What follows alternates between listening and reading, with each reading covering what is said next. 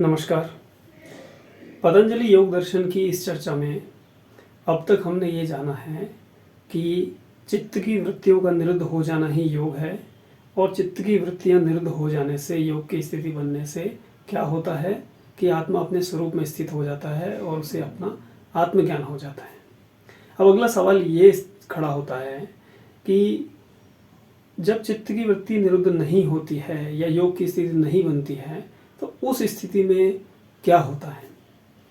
तो महर्षि पतंजलि अगले सूत्र में इसका जवाब देते हैं और कहते हैं कि वृत्ति सारूप्यम इतरत्र, अर्थात जब चित्त की वृत्तियां निरुद्ध नहीं हुई होती हैं तब ये जो आत्मा है वह वृत्तियों से ही अपनी समान रूपता मानने लगता है।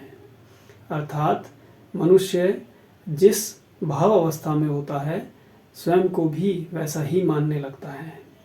उदाहरण के लिए आप यूँ समझ लीजिए कि अगर कोई आदमी डरा हुआ है तो वह स्वयं को, अपनी आत्मा को भी डरा हुआ समझने लगता है, या क्रोधित है तो स्वयं अपनी आत्मा को भी क्रोधित समझने लगता है, जबकि आत्मा जो है वो इन सब चीज़ों से निर्लिप्त रहती है।